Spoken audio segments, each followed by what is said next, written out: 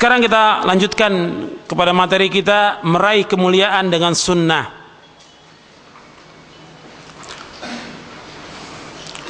Kepada para ulama dan para da'i yang dimuliakan oleh Allah, kita bersyukur kepada Allah SWT atas segala nikmat yang Allah karuniakan kepada kita. Dan nikmat yang Allah karuniakan kepada kita itu sangat banyak. Meraih kemuliaan dengan sunnah, kita bersyukur kepada Allah, kita diberikan hidayah di atas sunnah Nabi SAW.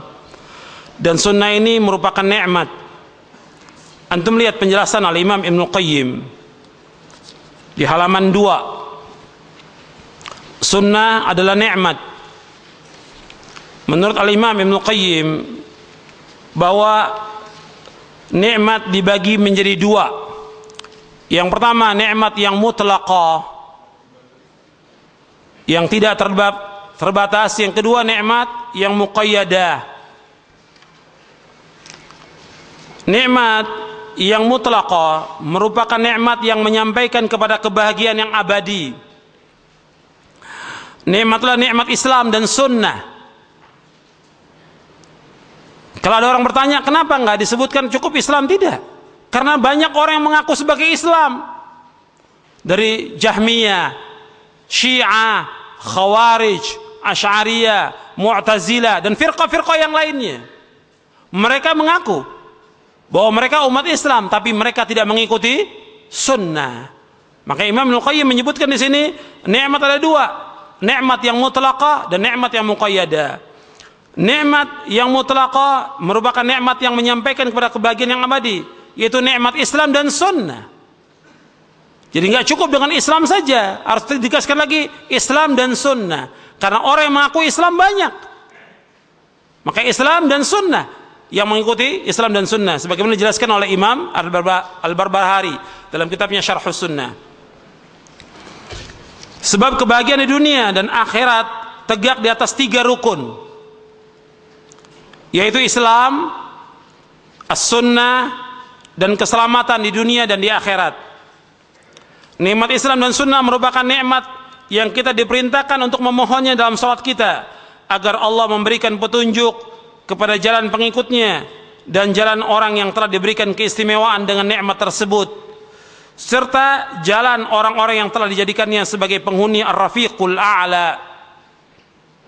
Sebagaimana firman Allah Subhanahu wa ta'ala dalam surah An-Nisa ayat 69, "Wa man yuti'illaha war rasula faulaika ma'al ladzina an'ama Allahu 'alaihim minan nabiyyin was-siddiqin wasyuhada was-salihin wa hasuna ulaika rafiqa." Dan barang siapa mentaati Allah dan Rasulnya, maka mereka itu akan bersama-sama dengan orang yang diberikan nikmat oleh Allah, yaitu para nabi, para pecinta kebenaran, orang-orang yang mati syahid, dan orang yang saleh. Mereka itulah teman yang sebaik-baiknya. Wa hasuna ulaika rafiqa. Keempat golongan manusia tersebutlah pemilik dari nikmat yang mutlak tersebut. Para pemilik nikmat itulah Allah maksudkan dalam firman-Nya, "Al-yawma akmaltu lakum dinakum wa atmamtu 'alaikum ni'mati wa raditu lakumul Islam madina." Pada hari ini telah aku sempurnakan untukmu agamamu, dan telah aku cukupkan nikmatku untukmu, dan aku ridho Islam menjadi agama bagimu. Kesempurnaan yang pertama ada pada sisi agama, dan kesempurnaan yang kedua ada pada sisi kenikmatannya. Umar bin Abdul Aziz rahimahullah pernah berkata, sesungguhnya iman itu memiliki batas-batas, kewajiban-kewajiban, sunnah-sunnah, dan syariat-syariat. Barang siapa yang menyempurnakan semuanya, berarti telah menyempurnakan iman. Jadi iman ini mempunyai batas-batas, kewajiban-kewajiban, sunnah-sunnah. Iman menurut ahlu sunnah qaulun wa amal. Iman menurut ahlu sunnah qaulun wa amal, perkataan dan perbuatan. Yang dimaksud apa? Yaitu iqrarun bil lisan, wa i'tiqadun bil janan, wa amalun bil arkan, yazidu bil ta'ah wa yanqusu bil ma'siyah. Itu iman menurut ahlu sunnah, bahwa ikrar dengan lisan, meyakini dengan hati, mengamalkan dengan anggota tubuh, bertambah dengan ketaatan, dan berkurang dengan sebab perbuatan dosa dan maksiat. Itu iman menurut sunnah. Maka iman itu memiliki batas-batas yang kita wajib melaksanakannya. Ada batas yang terendah, ada batas yang tertinggi, dan ada cabang-cabangnya iman itu. Juga kewajiban-kewajiban yang harus kita laksanakan, dan juga ada sunnah-sunnah dan syariat-syariat. Barang siapa yang menyempurnakan semuanya, berarti dia telah menyempurnakan iman. Sebagaimana Nabi bersabda dalam hadis yang sahih yang diriwayatkan oleh Imam Bukhari dan Muslim dan yang lainnya dari sahabat Abu Hurairah radhiyallahu an, Nabi bersabda, al-imanu bid'un wa sab'una syu'batan, fa'alaha qawlu la ilaha illallah wa adnaha imatatul adha anit tariq wal haya'u syu'batu minal iman. Iman itu lebih dari 70 cabang. Yang paling tinggi yaitu mengucapkan kalimat la ilaha illallah. Yang paling rendah menyingkirkan gangguan dari jalan, dan malu bagian daripada iman. Jadi iman itu ada yang paling tinggi, ada yang paling rendah, dan malu masuk bagian daripada iman. Dan tentang cabang-cabang iman ini disebutkan oleh para ulama. Imam Al-Baihaqi nulis kitab namanya Syu'abul Iman, Syu'abul Iman, dan sudah ditahqiq ya, lebih dari 10 jilid Syu'abul Iman tentang cabang-cabang iman. Makanya kita bersyukur pada Allah ditunjuki di atas sunnah Nabi SAW. Maka kalau sudah kita berpegang pada sunnah, kita berusaha untuk melaksanakan yang wajib-wajib, melaksanakan yang sunnah-sunnah. Agama Allah adalah syariat yang mengandung perintah dan larangan, serta hal-hal yang disukai oleh Allah Subhanahu wa ta'ala. Maksudnya bahwa nikmat yang mutlak khusus diterima oleh kaum mukminin ialah nikmat Islam dan sunnah. Dan nikmat itulah yang menyebabkan seorang mukmin mendapatkan kegembiraan yang hakiki. Apabila dikatakan Allah tidak memberikan nikmat yang mutlak kepada orang-orang kafir, maka pernyataan tersebut benar. Jadi Allah memberikan nikmat kepada orang kafir yang sifatnya muqayyadah, yang mutlak tidak. Jadi kegembiraan dengan nikmat tersebutlah yang disukai dan diridhai oleh Allah Subhanahu wa taala. Allah berfirman dalam surah Yunus ayat 58, "Qul bi fadlillahi wa bi rahmatihi fabidzalika falyafrahu huwa khairum mimma yajma'un." Katakanlah Muhammad, dengan karunia Allah dan rahmatnya hendaklah dengan itu mereka bergembira. Itu lebih baik dari apa yang mereka kumpulkan. Pendapat para ulama salaf tentang pengertian rahmat dan karunia Allah berkisar pada Islam dan sunnah, dan sebatas hidupnya hati dengan kegembiraan karena keduanya. Semakin keduanya tertanam di dalam hati, maka akan semakin memberikan kegembiraan. Maksudnya, kalau seseorang muslim, seorang mukmin, dia betul-betul meyakini tentang Islam dan sunnah ini, dan dia mengamalkannya yang wajib-wajib dan yang sunnah, kemudian menjauhkan apa yang diharamkan, menjauhkan apa yang dimakruhkan, maka hati dia menjadi hidup. Hati dia menjadi hidup. Bertambah dalil sunnah yang didapati, kemudian dia amalkan, bertambah hidup hatinya. Semakin banyak semakin hidup hatinya. Tapi kalau dia melalaikan, maka berkurang sinar dalam hatinya, cahaya dalam hatinya berkurang. Kehidupan hati pun berkurang dengan apa? Dengan dia melalaikan kewajiban dia kepada Allah Subhanahu wa taala. Bab hidup hati itu dengan apa? Dengan Islam dan sunnah. Kemudian yang kedua, nikmat yang muqayyadah, yang terbatas, yaitu nikmat sehat, nikmat rezeki, nikmat keturunan, makanan, tempat tinggal dan yang lainnya. Nikmat ini diberikan oleh Allah tidak hanya kepada kaum mukminin, namun juga kepada orang-orang kafir dan munafikin. Sebagai bukti bahwa Allah adalah Maha Pemurah kepada setiap hambanya, baik yang taat maupun yang ingkar. Allah memberikan nikmat yang muqayyad, terbatas kepada orang kafir dan fasik sebagai istidraj. Artinya istidraj itu diulur waktu yang kemudian Allah akan menyiksa mereka. Kembalinya adalah kepada siksa dan kecelakaan bagi orang-orang yang tidak mendapatkan nikmat yang mutlak di atas. Ini disebutkan oleh Imam Ibnu Qayyim dalam kitabnya Ijtima'ul Juyush Al-Islamiyah ala Ghazwil Mu'attilah wal Jahmiyah, dengan ringkas yang ditahqiq oleh Bashir Muhammad Uyun. Ikhwan fillah, azakumullah. Kalau ada orang bertanya, kenapa Allah memberikan nikmat kepada orang-orang kafir? Tadi sudah dijelaskan, itu sebagai istidraj, diulur. Yang kedua sebagai ujian bagi orang yang beriman. Karena dunia ini sebagai darul ibtila wal imtihan. Yang ketiga, Allah akan menyiksa orang-orang kafir itu. Sebagaimana Allah sebutkan dalam surah Ali Imran, "Wala yahsabanna alladziina kafaru annama numli lahum khairun li anfusihim innama numli lahum liyazdadu itsma."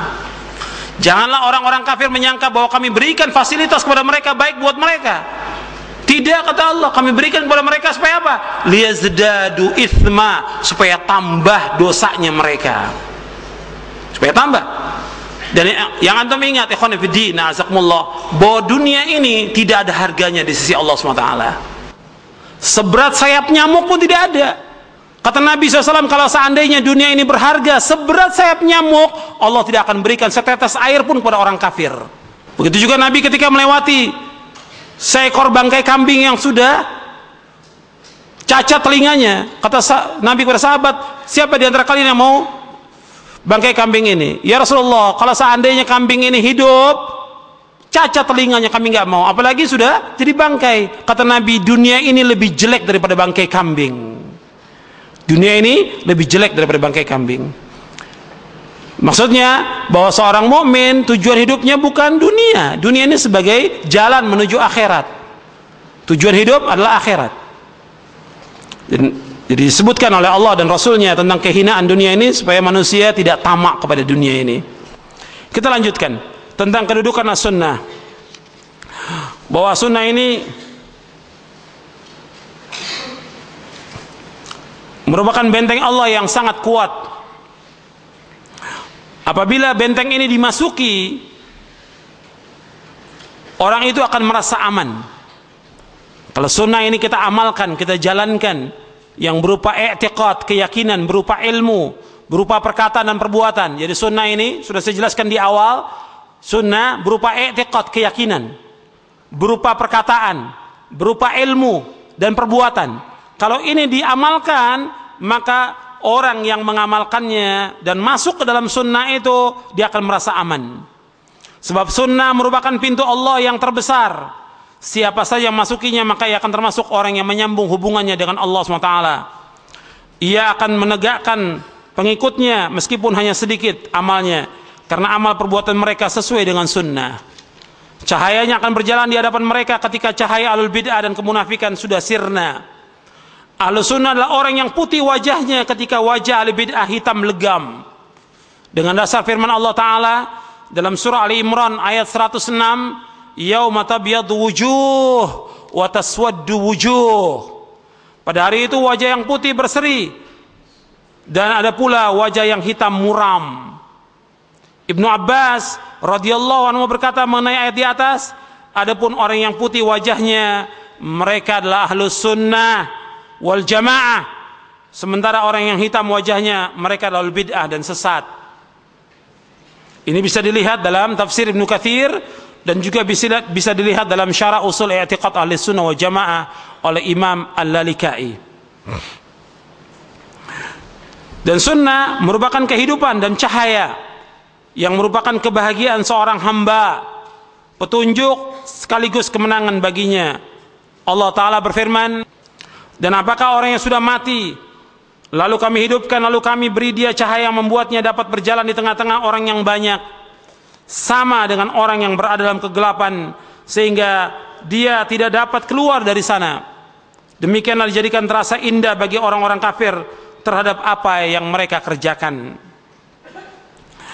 Dari ikhwan fillah, azakumullah, bahwa sunnah ini tali Allah yang sangat kuat, yang wajib kita berpegang kepada sunnah. Tidak boleh kita lepas dengan sunnah Nabi SAW. Dan orang-orang yang mengamalkan sunnah Nabi akan diberikan cahaya oleh Allah.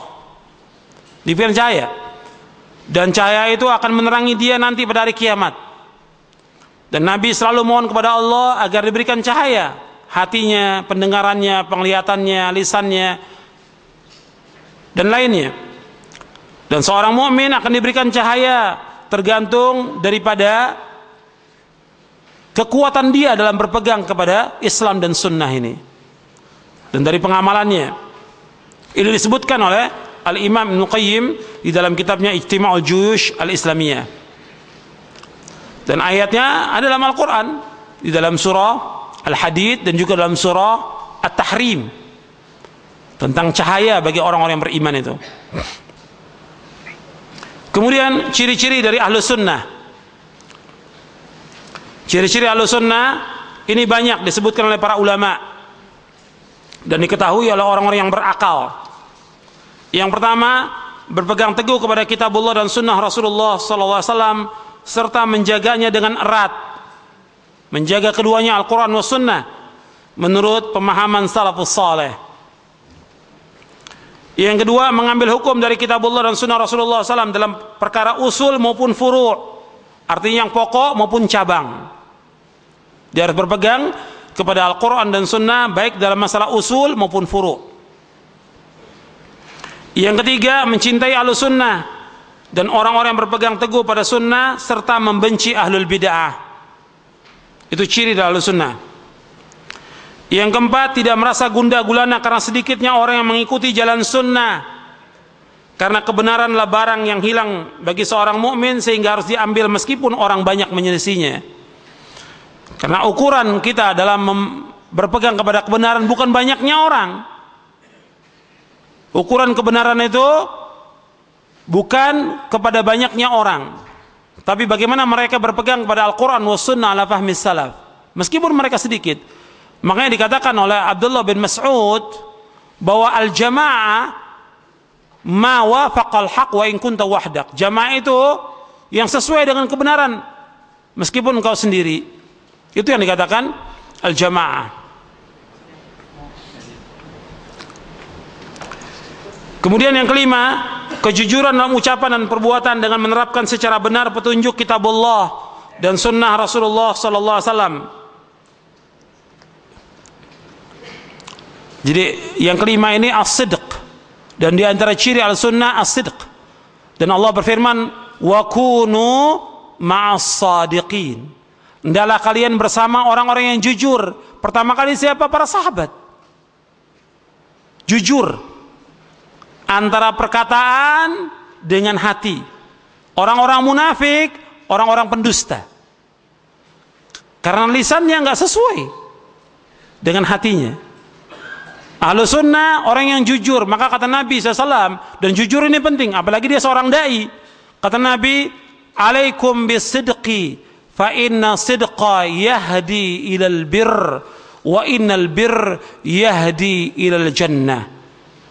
Wa ma yazalu ar-rajulu yasduqu wa yataharra sidqa hatta yuktaba 'inda Allahi siddiqa. Wa iyyakum wal kadhiba fa innal kadhiba yahdi ila al-fujur wal fujur yahdi ila an-nar. Wa la yazalu ar-rajulu yakdhibu wa yataharra al-kadhiba hatta yuktaba 'inda Allahi kadzaban. Akhrajahu al-Bukhari wa Muslim. Kata Nabi SAW, kalian selalu berlaku jujur, karena jujur itu akan membawa kepada kebaikan, dan kebaikan itu akan membawa ke surga. Dan tetaplah orang itu jujur, sehingga ditulis oleh Allah termasuk orang yang jujur. Dan jauhkan diri kalian dari setiap dusta, karena dusta akan membawa kepada kejahatan, dan kejahatan akan membawa ke neraka. Dan tetaplah seorang itu dusta dan bohong, maka ditulis dia sebagai tukang bohong, sebagai tukang dusta. Hadis sahih riwayat Bukhari dan Muslim. Maka Ahlus Sunnah itu orang yang selalu jujur. Jujur dia antara perkataan dan juga perbuatannya. Kemudian yang keenam, meneladani Rasulullah sallallahu alaihi wasallam yang akhlaknya adalah Al-Qur'an itu sendiri. Sebab Nabi disebutkan oleh Aisyah radhiyallahu anha, kana khuluquhul Qur'an. Kan akhlaknya Rasulullah adalah Al-Qur'an. Itu diantara sekian banyak ciri. Mesti banyak lagi ciri Ahlus Sunnah, tapi itu sebagiannya. Kemudian yang terakhir, ikhwan fillah azakumullah, yaitu tentang wajibnya kita ittiba kepada Rasulullah sallallahu alaihi wasallam. Karena ini penting, dan ittiba kepada Rasulullah tidak terbatas kepada masalah ibadah saja, semuanya. Jadi masalah ittiba ini sangat penting dan sudah banyak dilalaikan dan diabaikan oleh kaum muslimin. dan juga oleh para dai. Ittiba ini berkaitan dengan masalah akidah, syariah, ibadah, akhlak, dakwah, siasah dan yang lainnya. Karena dengan ittiba kepada Rasulullah, Allah akan menjamin kebahagiaan, kemenangan dan surga. Allah akan menjadikan kebinasaan, kehinaan, kerendahan, kehancuran bagi orang-orang yang tidak ittiba kepada Rasulullah sallallahu alaihi wasallam. Allah berfirman, "Qul in kuntum tuhibbunallaha fattabi'uni yuhibbukumullah wa yaghfir lakum dzunubakum wallahu ghafurur rahim." Katakanlah wahai Muhammad, jika kamu mencintai Allah, ikutilah aku. Niscaya Allah akan mencintaimu dan mengampuni dosa-dosamu. Allah Maha Pengampun lagi Maha Penyayang. Kata Al-Hafidz Ibnu Katsir dalam tafsirnya ketika menjelaskan ayat ini, surah Al-Imran ayat 31. Ayat ini adalah sebagai pemutus hukum bagi setiap orang yang mengaku mencintai Allah, namun tidak mau menempuh jalannya Rasulullah sallallahu alaihi wasallam. Maka orang itu dusta dalam pengakuannya tersebut sampai dia mengikuti syariat dan agama yang dibawa oleh Rasulullah sallallahu alaihi wasallam dalam semua ucapan dan perbuatannya, sebagaimana terdapat dalam Sahih Bukhari dan Muslim. Rasulullah bersabda, "Man amila amalan laisa alaihi amruna fahuwa raddun." Barang siapa yang beramal tanpa adanya tuntunan dari kami, maka amalan tersebut tertolak. Hadis sahih riwayat Bukhari, Muslim dan yang lainnya. Kemudian ikhwan fillah, azakumullah, bahwa seseorang dia akan masuk surga dengan apa? Dengan dia mengikuti Al-Qur'an, mengikuti sunnah Nabi sallallahu alaihi wasallam. Ikhlas dalam dia beribadah kepada Allah dan ittiba kepada Rasulullah sallallahu alaihi wasallam. Dia akan dijamin dengan surga. Dan kita wajib mengikuti sunnah ini dan tidak boleh membuat sesuatu yang baru dalam agama. Antum lihat di halaman 7. Kata Imam Ibnu Abil Izz Al-Hanafi yang wafat tahun 792 Hijriah, beliau mengatakan tidak ada jalan kecuali jalan yang telah ditempuh oleh Rasulullah sallallahu alaihi wasallam. Tidak ada hakikat kecuali hakikat yang dibawa oleh Rasulullah SAW. Tidak ada syariat kecuali syariat yang dibawa oleh Rasulullah SAW. Tidak ada akidah kecuali akidah yang dibawa oleh Rasulullah SAW. Seorang makhluk setelah diutusnya Nabi Muhammad SAW, mereka tidak akan mendapatkan keridhaan Allah, tidak akan sampai ke surga dan kemuliaannya, melainkan dengan ittiba kepada Rasulullah SAW secara lahir dan batin. Dan barang siapa yang tidak membenarkan apa yang diberitakan dan disampaikan oleh Rasulullah, tidak berpegang dan tidak taat terhadap apa yang diperintahkan oleh Rasulullah, baik dalam perkataan yang batin maupun perkataan yang lahir, maka dia tidak termasuk orang yang beriman. Kalau dia tidak membenarkan apa yang disampaikan Rasulullah, tidak taat kepada Rasulullah, tidak tunduk, tidak taslim hatinya, dan anggota tubuhnya tidak melaksanakan sesuai dengan ketentuan Rasulullah, maka dia bukan termasuk orang yang mukmin, apalagi dikatakan sebagai wali, meskipun dia terbang di udara atau berjalan di atas air. Ya, ini bantahan kepada tarekat Sufiyah dan juga kepada firqah-firqah yang lainnya. Ya, ini saja, nanti untuk selanjutnya bisa antum baca tentang manfaat dan pengaruh positif dari ittiba kepada Rasulullah sallallahu alaihi wasallam, dan juga orang-orang yang tidak ittiba akibatnya bagaimana, itu saya sebutkan di halaman 9 dan 10. Ya. Ya, itu aja yang ringkas yang bisa saya sampaikan tentang meraih kemuliaan dengan sunnah Nabi sallallahu alaihi wasallam, yang mudah-mudahan kita diberikan hidayah taufik oleh Allah di atas sunnah Nabi sallallahu alaihi wasallam dan dapat mengamalkannya, yang dapat mengantarkan kita ke surganya. Wassallallahu nabiyana Muhammadin sallallahu alaihi wa ala alihi wasallam.